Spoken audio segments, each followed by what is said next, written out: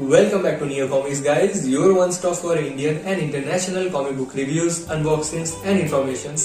मैं हूं आपका होस्ट मनीष और आज मैं करने वाला हूं बुलसाई प्रेस का अब तक का पब्लिश्ड सारा कॉमिक्स का रिव्यू। तो चलिए शुरू करते हैं।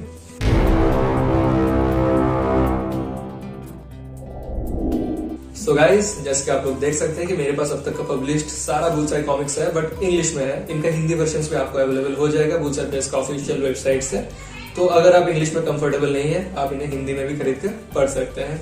तो चलिए शुरू करते हैं अधीरा मूवी के साथ। सो अधीरा मूवी का अब तक 3 कॉमिक्स पब्लिश हुआ है and this is issue 1, this is issue 2 and this is issue 3। So issue 1 का नाम है अधीरा मोही भाईजी ऑफ द डेड। सो जैसे कि आप में से बहुत लोगों को पता ही होगा कि इस स्टोरी का जो मेन 2 कैरेक्टर्स है वो है अधीरा और मोही, जो कि 2 गर्ल बेस्ट फ्रेंड्स है and the plot revolves around these 2 only.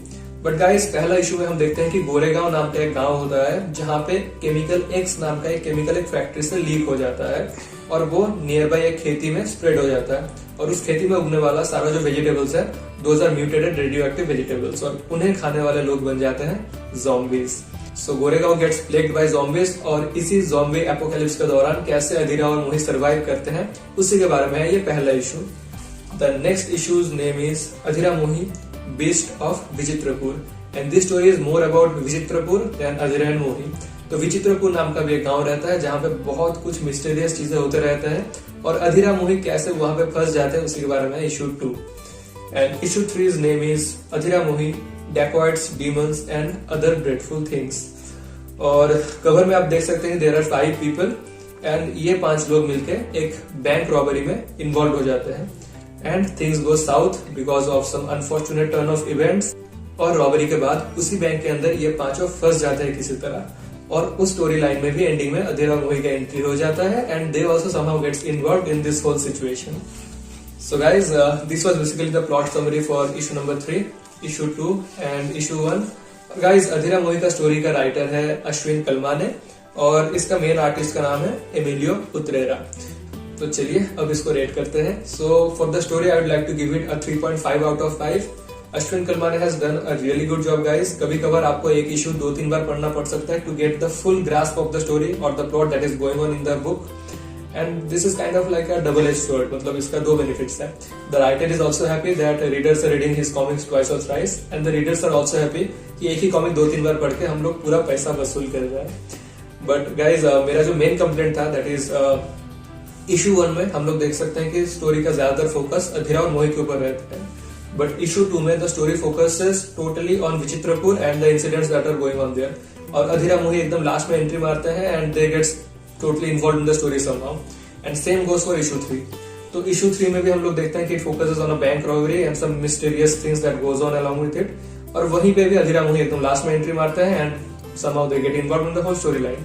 So guys, I hope मैं एस्टेब्लिश कर पाया कि इशू 2 और इशू 3 में अधीरा मोही के ऊपर से फोकस पूरा दूसरे इवेंट्स के ऊपर ज्यादा शिफ्ट हो जा रहा है। हालांकि इशू 1 से स्टोरी कंटिन्यू होता है कुछ हद तक इशू 2 में और इशू 2 से कुछ हद तक इशू 3 में भी कंटिन्यू होता है, but issue 2 and issue 3 are complete stories on their own by itself. I wished कि I could see more of Adhira Mohi in issue 2 and issue 3, but अधीरा मोही अभी तक खत्म नहीं हुआ है। It is still an ongoing story और a couple of more issues will be published to complete the whole storyline. So अधीरा मोही का total storyline आपको 5 या 6 issues में complete मिल जाएगा। And guys, for the artwork is mainly done by Emilio Utrera. It is good, it is funky, but not very appealing, and the color tone is also extremely dark. But yeah, somehow that goes well with the story, but it does not go well with me. So artwork के लिए मैं इसको देने वाला हूँ 3 out of 5.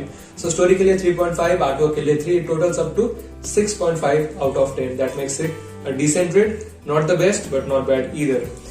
Next, let's talk about Inferno. So Inferno is about this girl who gets stranded in an island. तो एक island में एक अकेली लड़की फंस जाती है और उस आइलैंड में रहते हैं बहुत सारे सैवेज ट्राइबल्स। तो इन ट्राइबल्स के बीच में कैसे वो सरवाइव करती है, क्या ये ट्राइबल्स एक्चुअली सैवेज है या हम जैसे खुद को सिविलाइज्ड कहने वाले जो लोग हैं ये एक्चुअली सैवेजेस है, ये सब आपको at the end of this book पता चल जाएगा। But frankly guys, this is not Sudeep Menon's best writing I must say. और यहाँ का आर्टवर्क भी मनीष मित्तल जी ने किया है and the artwork is not that great either. The coloring is also pretty bad and so is the lettering. So overall this was a very disappointing experience guys. Story के लिए मैं इसको देने वाला हूँ 2 out of 5. आर्टवर्क के लिए मैं देने वाला हूँ 1.5 out of 5 and that totals it to 3.5 out of 10.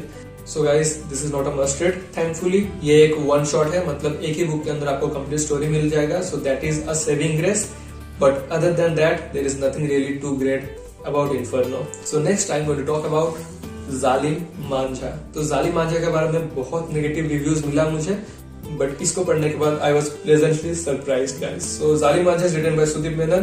तो जालिम मांझा के स्टोरी में जिन दो कैरेक्टर्स के ऊपर बहुत ज्यादा फोकस रहता है, उनमें से एक है नीना जोसेफ और दूसरा है माइकल मांझा उर्फ Zalim Manjha. So Michael Manjha is basically an occultist, a paranormal investigator and a black magician guys. And on top of that Michael Mancha is also very flirtatious and that makes him a lot like John Constantine from Vertigo or DC Comics. Many of you might know him. So guys, yeah, मुझे भी ये पढ़ने के बाद ऐसा लग रहा है, I also agree कि Michael Mancha indeed is heavily inspired from John Constantine. Apart from that guys, और एक कंप्लेंट मुझे बहुत ज्यादा मिला कि Michael Mancha comes in the latter half of the story, कि ज्यादातर स्टोरी में Michael Mancha है ही नहीं, एकदम एंडिंग में जाके उसका एंट्री होता है और वो धमाका मचा देता है. But frankly speaking guys, there is nothing wrong with that. Hero दे रहा है लेकिन दुरुस्त है.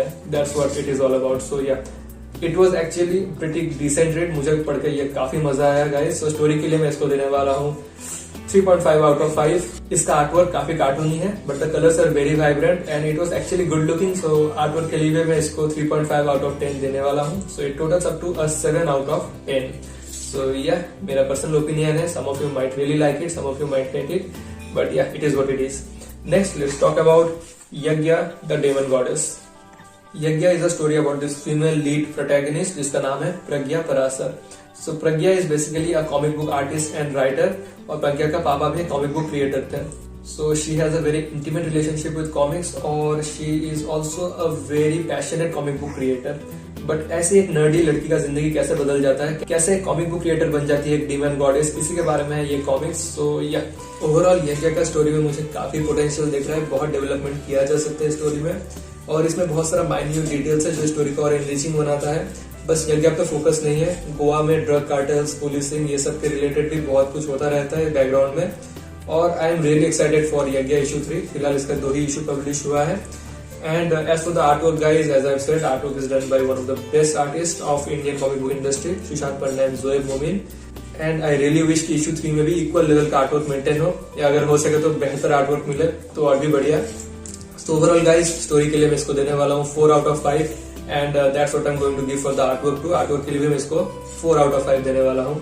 So Yagya, the demon goddess, gets a solid 8 out of 10 and that makes it one of the best reads from Bullseye Press for me so far. So guys, with that being said, I will wrap up this video. तो छोटा सा review video था, इसलिए मैं हर एक comics का ज्यादा details आपसे शेयर नहीं कर पाया, but I hope this review video was useful for you guys. और अगर ये वीडियो आपको अच्छा लगा है तो वीडियो को लाइक कीजिए, शेयर कीजिए, चैनल को सब्सक्राइब करना मत भूलिए. मिलते हैं अगले वीडियो में, तब तक के लिए टेक केयर, बाय बाय.